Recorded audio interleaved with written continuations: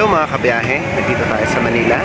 Maya-maya iikot tayo, hanapin natin yung street na ipinangalan kay Maria Orosa.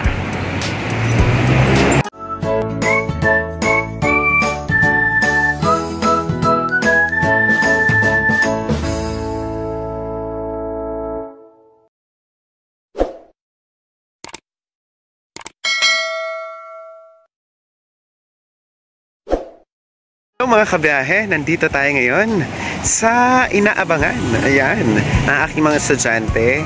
Ayan, eto po, natagpuan na namin kung saan kilala bilang isang food technologist. Ayan, and war heroine, si Maria Ilagan Orosa. Ito po yung street na pinangalan sa kanya dito sa Manila. Ayan, ayan po. Maria Orosa Street along also UN Avenue. Yun po.